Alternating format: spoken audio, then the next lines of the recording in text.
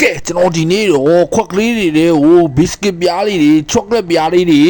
ဝင်အောင်ပစ်ထည့်မဲ့ဂိမ်းပဲဖြစ်ပါတယ်ခင်ဗျ还有我还有啥做的要回来有爱讲有没得用手的有爱讲没弄那哪没有爱讲哪有没弄哪有用抓我们有没得干那得干爱讲那平衡我接的管用嘿你弄啊嘞啥呀你平衡接后来啊俺们家里吧喂你弄啊嘞爱你们表啊嘞都哪搞မကျွန်တော်နဲ့ဂိမ်းသွားဆော့မလားအမ你看娘你有手抓不手啊我妈都可了ကဲကျွန်တော်ဒီဂိမ်းလေးမစတင်ခင်ကျွန်တော်ရဲ့ channel လေးကို like subscribe လုပ်ပေးနေအားပေးသွားကြပါအောင်ခင်ဗျကဲကိုကြီးတို့မာကြီးတို့လေကိုကြီးတို့မာကြီးကျွန်တော်နဲ့ပြန်ညီနေဆိုလာပြနော်ဟိအောင်ဒီမှာကောင်လေးတယောက်တွေ့ပြီးကွာအောင်ဆော့မယ်ကွာဟိအောင်有没有俺那烧进来哪管用ဟာဟုတ်တယ်ကိုကြီးနှစ်ဖောင်မြူးရဲ့ကိုကြီးနဲ့ကျွန်တော်ဆော့ကျင်တာဗျ有牌管用那跑路转用没好牌的可怜的管俺那没记得管用俺那没有啊路可怜管用没丢了管用sorry ကိုကြီးနာမည်မတီးတော့ကိုကြီးကနဖူးပြောင်းလို့ကျွန်တော်ကနဖောင်ပြူးလို့ခေါ်လိုက်တာကိုကြီးက sorry ကိုကြီးကအာလူလားဟာအာလူဆိုကွက်တီပဲကွာတော့ငါဒီနေ့တော့ငါစက်သားနဲ့ရောစားမအာလူတော့ရပြီကွာ要没那个苗啊，我要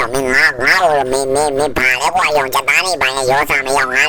路管用没不然别的话用没那样子啊，变化变化。ကဲအခုတော့ကျွန်တော်ခွက်ကလေးနှစ်ခက်ကိုကျွန်တော်ရွေးထားလိုက်တယ်ခင်ဗျဟိုမှာပြဘစ်ကစ်ပြားလေးလားမသိဘူးကြာဒီပဲတစ်ချတော့မှာရောပြချပြရောဝင်သွားကြီးကွာရောအဖြူလေးဝင်သွားကြီးကွာရောသူကတော့要没拿到脾气没生你就让人多一块没那么少了瓜用အားရောကိုအာလူဆိုတဲ့ဘဲอ่ะဗျာကျွန်တော်နဲ့မစော့တော့ဘူးလေဘလို့ဖြစ်တော့လဲမသိဘူးဟာကျွန်တော်သူ့အာလူစက်သားနဲ့ရောစားမယ်ဆိုပြီးကျွန်တော်စိတ်ကောက်သွားလားမသိပါဘူးဗျာကွာရောငါရောတော့ကကြရင်တော့ငါစကားပြောတာစင်ကျင်ရမယ်ကွာရောသူတို့အဲ့လိုမျိုးလိုက်စားလို့မဖြစ်ဘူးကွာသူတို့ရဲ့နာမည်ကြီးကငါအဲ့လိုလိုက်စားလိုက်လို့ထင်တယ်ကဲဘာပဲဖြစ်ကွာငါတော့ရောတပွဲတော့နိုင်သွားပြီဟဲငါနဲ့စော့မလားဟဲနင်တို့ထဲမှာတတိရှိရဲ့လူငါနဲ့စော့မယ်လေ要啥也没，他这是玩的回来的瓜用牌，边的理解你来瓜用。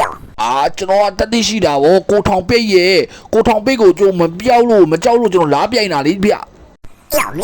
别不成被人用，俺们那边是的雷瓜用，俺那边过不地的用，没俺那边溜了瓜用。sorry ပါကိုဘူးဒီရဲ့ကျွန်တော်ကကိုထိတ်ကြီးကပြောင်းနေလို့ကိုထောင်ပိတ်လို့ခေါ်တာဗျကိုထောင်ပိတ်ဆိုတာကိုထိတ်ပြောင်းလို့ကျွန်တော်ကခေါ်တာပါဗျ sorry ကိုဘူးဒီရဲ့ဟာအောင်ဘူးဒီတယောက်တော့ရပြီဆိုတော့ရောငါကာလာတက်ချက်စားဖို့ရောစက်သားလေးဝယ်ထားလိုက်တော့မယ်ကွာ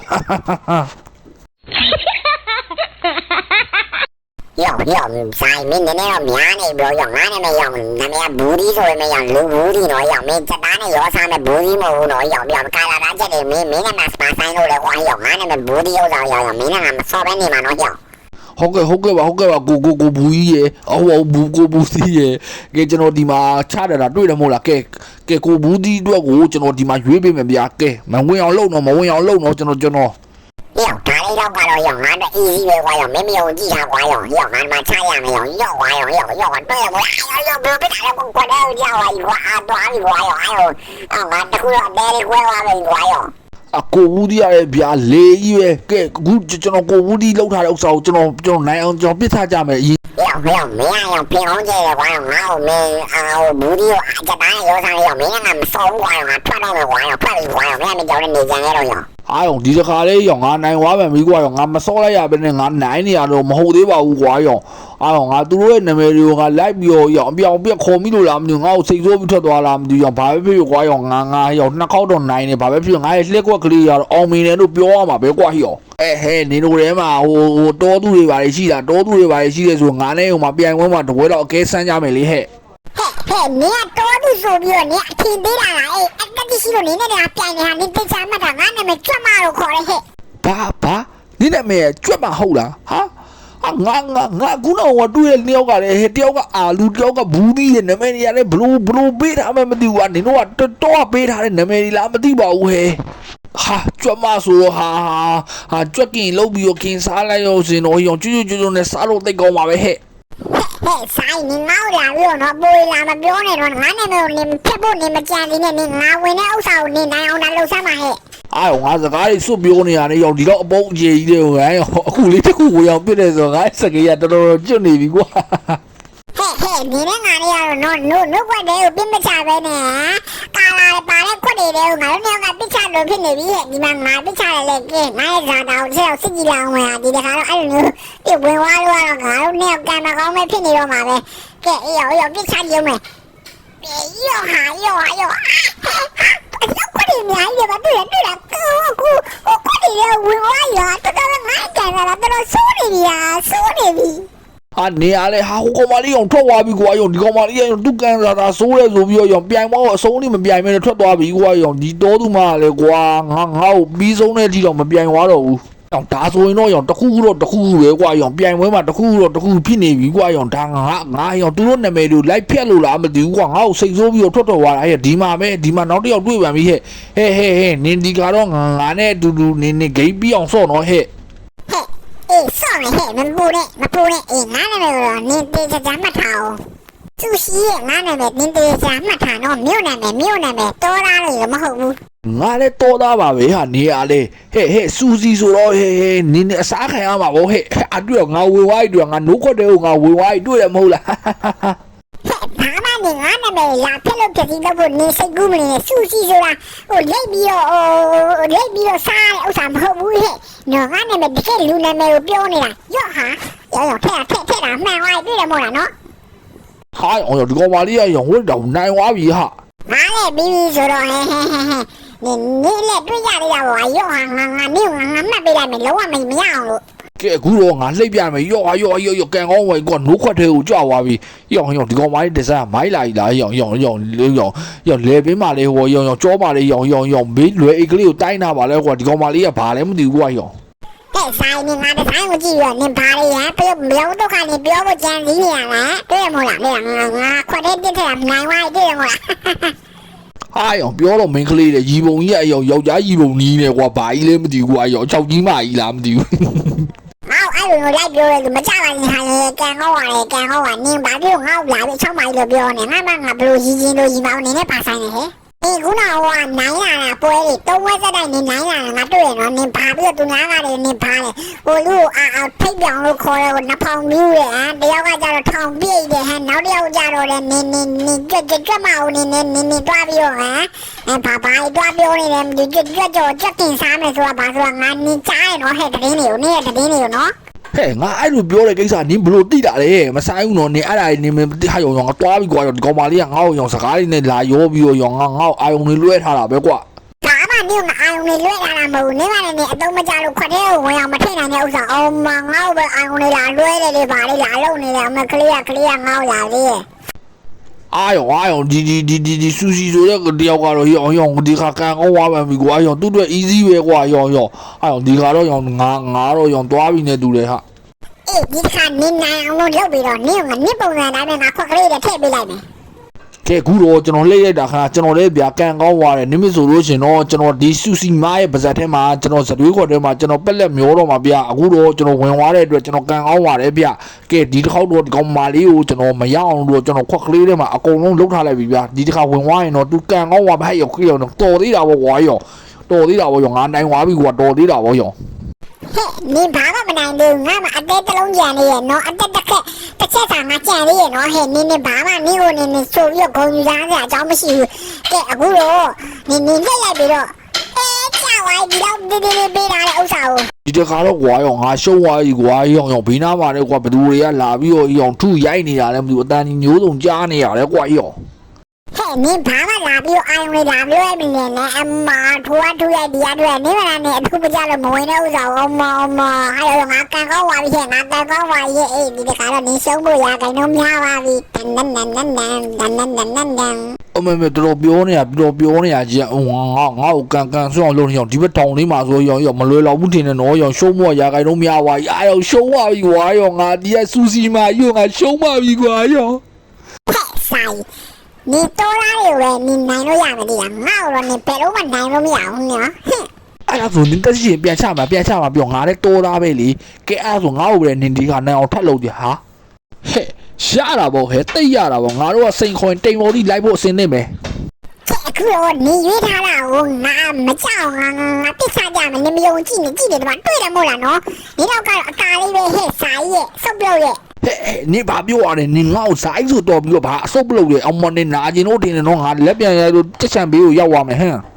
ဟဲ့နင်တို့ယောက်ကလည်းမတွေ့လိုက်ခွေးနဲ့ကြောင်ကြနေတယောက်နဲ့တယောက်နဲ့ကိုက်နေကြတာ တွေ့လားနေလောက်တာနဲ့တည်းဘေးကတယောက်ကငါတို့လာပြောတာခွေးနဲ့ကြောင်နေတယ်နေမရှက်ဘူးလားဟမ်ဟဲ့ဘာလို့ရှက်ရမှာလဲဟဲ့ तू ကမှန်တာပြောသွားတယ်ဘာလို့ရှက်ရမှာလဲကဲဒီမှာငါမုံအောင်လိတ်ချပြမယ်တွေ့တယ်မို့လားငါနိုင်သွားပြီတွေ့တယ်မို့လား ဒီတစ်ခါတော့ငါနိုင်သွားပြီတော့ငါဒီမှာခွက်တွေရွေးထားတဲ့ထဲဒီမဝင်အောင်နေရုပ်ပြနော်ဟဲ့ ငါဒီတခါတော့ရောင်ဒီဆူရှီမောက်တော့ရောင်ငါလိတ်ပြီးတော့ငါအပြက်ဝါးစားပိုင်မယ်ကွာရောင်ငါနိုင်အောင်တော့ငါစူးစမ်းမယ်နေမဆိုလို့ရှင်တော့အာရောသွားပြီကွာရောသွားပြီကွာဒီတော့ခွက်တွေအများကြီးကွာဘာဖြစ်အစိမ့်ခွက်တွေကိုကြောက်ရတယ်မသိဘူး မောင်လေးစာကြီးမမောင်မီရောမောင်လေးဆင်းလေးစူးစမ်းအောင်နော်မောင်လေးကဲမောင်လေးရွေးထားတော့မမလက်ပြမယ်မတွေ့သွားလိုက်ဒီခွက်တွေကြောက်ကြပါရဲ့ ဟဲ့နေအဲ့ဒါကြောင့်နင်းငါပြောတယ်နင်းအပြောမစောပါနဲ့လို့နင်းငါပြောတယ်လေတွေ့တယ်မဟုတ်လားကဲအခုတော့နင်းရွေးထားတာကိုငါမရရအောင်မထီအောင်မထက်အောင်မထီအောင်မဝင်အောင်တော့ငါလုပ်ပြမယ်ဟဲ့ဟာရောသွားမယ်ပြီကွာရောငါလည်းသူ့လိုကန်လိုက်စိုးနေပါလားသွားပြီကွာရောသွားပြီ Zai, ni yao nu đấy bà lệ. Ê, cái nữa là đưa mình đi nè, so này là khuấy chú lên điều mà bà hết béo con đi à này. ခွေးရဒီနေ့ကြောင်းပိတ်တယ်လေကြောင်းပိတ်တော့ကစားခွင်းတွေတွားစုံနေတာဟာအဲ့ဒါကြောင့်မို့ဟဲသူလည်းရှုံးသွားပြီခွတ်တော့ဟဲသူနဲ့ငါနဲ့ရောအသေးတယောက်တစ်လုံးစီပဲကြံတော့တယ်ကွာ ကဲအခုတော့နင်နောက်ဆုံးနေ့မှရွေးချယ်ဖို့မရှိတော့ဘူးကဲအခုတော့နင်ဟာဒီခေါက်တော့နင်ရှုံးသွားရင်တော့ဟာအလေးမှာဟဲ့နင်ဘယ်လိုဖြစ်တာလဲခွတ်တယ်မကြောက်အလေးမှာဆိုဟဲ့နင်ကန်ကောင်းသွားလား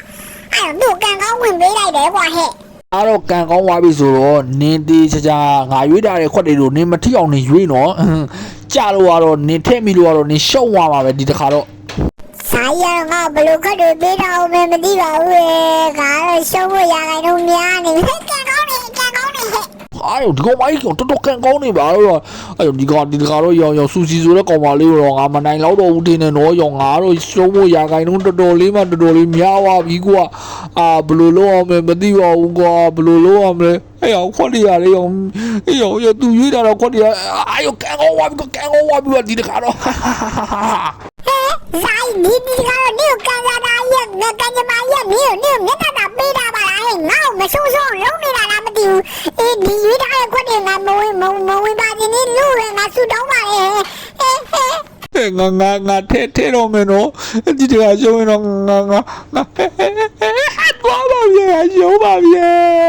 ကျွန်တော်ဒီတခါတော့လွယ်အိတ်ကလေးကိုဘေးလွယ်ပြီးတော့ဆူရှီမာကိုကျွန်တော်နိုင်သွားပြီခမရဟာနိုင်သွားတော့ကျွန်တော်ဖင်အောင်လှည့်ပြီးကျေလို့ရပြီဟဲ့ဒီမှာတွေ့တာငါဆူရှီမာကိုငါနိုင်သွားနင်တို့တွေ့တယ်မဟုတ်လား ဟဲ့ဇိုင်းဒီလာရဖင်အောင်နေလာပြီးလက်ကျဲမနေဟာနားကြီးရဝေးသွားနေ ကျွန်တော်မှာအခုတော့ပတ်စံလေးရလာပြီဆိုတော့ငါရတယ်ဒီဥစ္စာလေးကိုအဝိုင်းပြားလေးကိုကျွန်တော်ဝယ်လိုက်ပြီခမရအားရောမိုက်ဝါပြီကွာရောငါရောလေးပွဲတော့နိုင်ထားပြီဆိုရင်နောက်ထပ်တစ်ပွဲနိုင်ပိုကျန်းတဲ့ဟိုဟာလေးတွေကိုငါတွားဆော့လို့ရပြီရောကွာရောဒီမှာရောဂျပူးမလားမသိဘူးကွာရော ဟဲ့ဘာဂျပူးမလဲငါကနာမည်ရှိရဲ့အော်မငေါ့လာပြီဂျပူးမလေနာကျင်တို့အဲ့ဒါဆိုလို့ရှိရင်နင့်နာမည်ကဘူးတယ်ပြော ငါနာမည်ကချင်းခက်တန်နာလိုင်းလို့ခေါ်ရဲနင်သိရလား အာနင်းနာမည်ကြီးဟာရောက်ရှည်လားဘယ်နှလုံးမှလည်းမသိဘူး6လုံး9လုံးတောင်ရှိနေတာမခေါ်နိုင်ဘူးငါတော့နေဂျပူးမှာပဲခေါ်မယ်ဟာ ဆိုင်နင်များနေပြီတော့ငေါ့လာပြီးဂျပူးမလေဘာဂျပူးမလေကာနာနင်ငေါ့ဂျပူးမလို့ခေါ်နေငါမဆော့တော့ဘူးဟာလားဆိုလို့ရှိရင် ဂျပူးမှာပဲဘာဖြစ်တယ်ဟာနေရတယ်ပကွန့်ကိုပူတဲ့ဥစ္စာကိုဟာပူတဲ့လူတွေကနှုတယ်နေမကြဘူးလားငါ့လူတယောက်ပြောဘူးလေပူလေနှုလေပဲတဲ့နေဒီတော့ဟိုကမဖြစ်ဘူးလားဟဲ့ဂျပူးကနေဘလို့ဖြစ်တော့ငါတော့ကိုရောက်နေတယ်နေငါ့ကိုဘာမကောင်းတာကြံစည်နေရတယ်ဒီဂျပူးကငါတော့လာပြီးတော့ဘာမကောင်းတာကြံစည်နေလဲမသိဘူးကြည်စမ်း ဟဲ့နင်ကဘာမှမကောင်းတာကြံစီရအကြောင်းမရှိဘူးနော်ငါပါလားငါနင်ကိုနောက်ကနေလာကြည့်ဟာဘာဖြစ်လဲဟာဟဲ့နင်တို့ကလည်းဆော့လာကြီးကောင်းမဆော့ဘူးအများကြီးရမယ်ဖြစ်နေရစကားတွေပဲများနေကြတယ်ဟိုစီတော့ဇိုင်းဆိုတဲ့တော့ကလည်းဟိုဂျပူးမောင်နေရတယ်ဟိုဆော့ပေးလိုက်တာမဟုတ်ဘူး ဒီနေတွေ့ရတော့ငါတယောက်တည်းဂျပူးမလို့ခေါ်တာမို့တခြားလူတွေနင်းကိုဂျပူးမလို့ခေါ်တာအောင်မအဲ့ဒါနဲ့ပဲငါ့ကိုလာရမ်းနေတယ်ကိုဘာတော့ကိုပူတဲ့ကိစ္စကိုမသိပြီးတော့ တွေ့တော့ငါခွက်ကလေးရထဲတာငါနိုင်ဝိုင်းပြရရောဟဲ့ ငါရောကဘယ်လိုဖြစ်လို့ငါဒီပြန်ကခုံလေးရောငါမနဲ့ပြောင်းကြည့်ရတယ်ဟဲ့အခုမှကိုယ့်ရဲ့ရက်ကိုသိရတာလားဒီခုံလေးတော့မှညလုံးလေးပဲပြအောင်နေကြည့်နေရတဲ့ဥစ္စာကိုအဲ့ဒါကိုကိုယ့်အောင်ကိုရက်ပုတဲ့ဥစ္စာကိုလာပြီးတော့သူသားကလေးလိုက်ရဲနေတယ်ထားလိုက်တော့ငါပူတာကိုငါတိသွားရထားလိုက်တော့မပြောနဲ့တော့နင်မျိုးတက်ပြီးတော့ခုငါမျိုးပြစ်ခဲ့ရမှာကြည့်လိုက်ဟာကွာတော့ပါပြီတော့တော့ဘွဲပါပြီဇာကြီးလောက်တာလေဆိုင်နင်ဒီကငါရွေးထားတဲ့ဥစ္စာကိုနင်လောကမဝင်အောင်နင်လောက်ကြည့်နော်နင်ဟဲ့ဆိုင်ရဟဲ့တော့ခုအောင်ခွင့်ရရှိရငါဆုံးဖို့ရခိုင်တော့များနေပြီဟာဆိုင်ရတော့ကဲကောင်းနေပါလားဟဲ့အဲ့လိုပဲလေငါဂျပူးမရင်းနဲ့တွေ့လို့ရှင်ငါအမြဲတမ်းနိုင်နေကြဥစ္စာကိုငါနင့်ကိုလွယ်လေးငါရွေးပေးထားမယ်ဟာအဲ့ဒါကိုနင်မဝင်အောင်လို့တော့နင်ထည့်ပြလိုက်တော့မပြောရလွယ်လေးဘာမှမလွယ်တဲ့ဥစ္စာကိုပါရှုံးပါပြီရှုံးပါပြီကျွန်တော်အခုတော့ဒီဂျပူးမကိုလည်းကျွန်တော်နိုင်သွားပြီခမအခုတော့ကျွန်တော်ဖလား၅လုံးရသွားပြီဆိုတော့ကျွန်တော်ဆရာကြီးတွေစောတဲ့နေရာကိုကျွန်တော်ဝင်တော့ရသွားပြီကွာဟဲ့ဟိုမှာကျန်ဆိုင်ဆိုတဲ့ကြောင်မှာကျန်ဖလား၅လုံးရသွားတော့ဝင်နေပါတော့ရသွားပြီမကြီးဆရာကြတယ်ဝါရောင်ဆိုင်ဆိုတဲ့ကြောင်ကကျွန်တော်အခုတော့ကျွန်တော်လည်းရှင်ပြိုင်မဲ့သူတွေကျွန်တော်လိုက်ရှာတာမတွေ့ဘူးဟာဒီမှာလဲခုနအောင်တွေ့ခဲ့တဲ့ဘာလဲဟိုကြက်မကြွက်မဆိုတဲ့တယောက်ကိုလည်းကျွန်တော်လမ်းမှာတွေ့ခဲ့တယ်ပြဟာကြွက်မကိုတော့ကျွန်တော်သွားပြီးမဆော့တော့ဘူးသူကကျွန်တော်ကြောက်နေပြီနဲ့ထင်တယ်ဒီနေရာကကြတော့ဖလား၅လုံးရတဲ့လူတွေလာပြီးတော့ဆော့လို့ရတာခမဒီမှာဆော့လို့ရှင်တော့ပတ်စံနိုင်လို့ရှင်တော့ပတ်စံတွေတော်တော်လေးကိုရတယ်ခမကျွန်တော်ကတော့ကျွန်တော်နဲ့ရှင်ပြိုင်နိုင်တဲ့လူမကူဒီမပေါ်သေးဘူးဆိုတော့ဖလား၅လုံးရတဲ့နေရာမှာကျွန်တော်တယောက်တည်းအထီးကျန်နေရပါဗျာကဲဒီနေရာလေးတွေမှာကျွန်တော်လိုက်ကြည့်အောင်မယ်ဟဲ့နေရကြွက်မမဟုတ်လားခုနကနင်းနဲ့ငါနဲ့စော်လေးရနေစပင်းအဝါရောင်လေးနဲ့နေဟုတ်တယ်မဟုတ်လားကြွက်မဟုတ်တယ်မဟုတ်လားဟုတ်တယ်ငါနဲ့ကြက်မဟာဘာဖြစ်လဲနင်းနဲ့ငါမစော်ဘူးကွာတွားနေပါနဲ့နေဝေးတွားနေရငါနဲ့ကဲအခုတော့ကျွန်တော်နဲ့ရှင်ပြိုင်တဲ့လူတွေမရှိဘူးကဒီမှာလည်းစပင်းအဝါရောင်နဲ့ကောင်မလေးတွေနဲ့ဟိယောဒီမှာဘယ်ကောင်လေးလဲမသိဘူးကဲအခုတော့ကျွန်တော်နဲ့ရှင်ပြိုင်မဲ့လူလိုက်ရှာမဟဲ့နင်ငါနဲ့စော့မလားဟဲ့ဆော့မယ်လေဆော့မယ်ဘာလဲနင်းငါ့ကိုကြောက်နေလို့လားဟုတ်လားဟာဟဲ့နင်ကနေပါနေလမ်းရကြီးလားဟာနင်းစပင်းမှာကွန်းတလေးပေးနေတယ်ဟဲ့နင်းဘသူကွန်းတလေးနဲ့ထွေးလိုက်တာနင်းစပင်းမှာကွန်းတလေးပေးနေဟဲ့ဘာကွန်းတလေးပေးရပါလေဒါစပင်းစီးဆိုတာအနီအောင်လို့ခေါ်တယ်ဟဲ့မောကနီအယောင်လို့လည်းခေါ်တယ်နင်းတည်ရလားအောင်မငါ့ကိုလူသားစပင်းကိုလာလေကွန်းတလေးပေးရတယ်ပါလေနဲ့အမတော်လာလေဟာမသိဘူးလေနေရာလေနေစပင်မှာကွန်ထရိုးပေးနေတော့ပဲညီကြောင်နေလဲဆိုငါထင်တာဗောဟဲ့နေရာလေမသိဘူးဟဲ့နင်းနဲ့မင်းကြီးကဘာလို့တက်ထားလဲဟဲ့ဆိုင်နေပြိုင်ရစီမပြိုင်ငါ့ကိုလည်းငါနဲ့လိုက်ပြီးဆက်စုနေတယ်ငါနဲ့မတက်တာငါလာကြည့်လို့တက်တာဘာဖြစ်လဲငါစတိုင်ဒီဖက်ရှင်လေးနင်းဒါလေးနင်းပြပါမို့ကွာနင်းတို့တော်တာအဲ့တော့ဒီကောင်မလေးကငါ့ကိုဘလိုင်းလာခွနေတော့လက်ကားနေတော်တာနဲ့ငါမှငါတော်တာထည့်တာနင်းနဲ့ဘာဆိုင်လဲဟာနင်းကပြောရမယ်ငါနာမည်အောင်စောလို့ခေါ်ရဲနင်းတေးစားနင်းမထားကြလားအောင်စောဟဲ့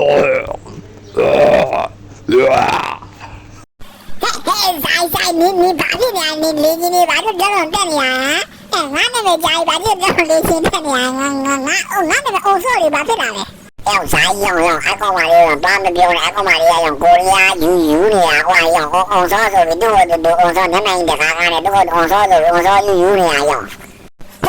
你排不上面的排呀，别玩呀！别嘛，别玩了嘛，连出动别玩了，好了，用我把我说有了。ကဲအခုတော့ကျွန်တော်ပြစ်ချမယ်လှည့်ပါဗျာဟိုကွန်စောတယောက်ကတော့ရှုံးနေဝေခါကျွန်တော်ကတော့အခုတော့နှုတ်ခွက်လေးတဲ့ဟိုကျွန်တော်ဘစ်စကစ်လေးပြစ်ချလို့တဲ့သွားတဲ့အတွက်ကျွန်တော်ကတော့ဒီတလဲမှာတော့နိုင်သွားတယ်ဗျာကဲဒီကောင်မလေးလဲဟိုတော့ကျွန်တော်ခွက်လေးများလေးရွေးပေးလိုက်တော့မရအောင်ဒီကောင်မလေးရောနှုတ်ခွက်ထဲမကြရင်တော့ငါနိုင်ပြီကွာရောဒီတလဲတော့ရောအာရောကြသွားပြီကွာရောဒီကောင်မလေးရောကွန်စောဆိုတဲ့ကောင်မလေးရောကန်ကောင်းနေပါလားဟာဟဲ့နင်းငါရွေးထားတဲ့ခွက်တွေကိုနင်းနိုင်အောင်လုပ်လိုက်အောင်နော်ငါဒီလေးနိုင်လို့ဆိုတော့ငါအိုပါစီသွားပြီးတော့ငါနိုင်တဲ့အကြောင်းငါတွားကြွားလိုက်အောင်မယ်အောင်မသူအိုပါစီတွားကြွားနေတာနဲ့ပဲငါဒီခွက်တွေကိုငါမုံအောင်ငါပစ်ချပေးရမယ်ပုံမဲကွာဟာရောငါတော့ရှုံးနေတူတယ်ကွာရောသူကတော့အိုပါကိုတွားကြွားလို့ရသွားပြီကိုအားရောတွားပါပြီကွာရောဒါရှောင်းပါရေငါအိုပါစီတွားကြွားလိုက်တော့မယ်အိုပါစီတွားကြွားလိုက်အောင်မယ် ကဲအခုလိုဂိမ်းလေးတွေကစားတာအရန်ကိုပျော်ဖို့ကောင်းပြီးတော့ဆော့လို့လည်းကောင်းတယ်ခင်ဗျာတကယ်ချင်းတစ်တည်တယ်အများကြီးရတယ်နော်ကဲကျွန်တော်ရေဖိုင်လေးတွေရှင်းနေပြီဆိုတော့ကျွန်တော်တို့ဒီမှာပဲအဆုံးသတ်ခွင့်ပြုပါခင်ဗျာကျွန်တော်ရဲ့ Zion Entertainment Channel လေးကိုလည်း like and subscribe လုပ်ပေးနေအားပေးသွားကြပါအောင်ခင်ဗျာကဲအားလုံးနှုတ်ဆက်ခဲ့ပါတယ်ခင်ဗျာကဲအားလုံးကျမ်းမာချမ်းသာကြပါစေနော်အားလုံးဘိုင်ဘိုင်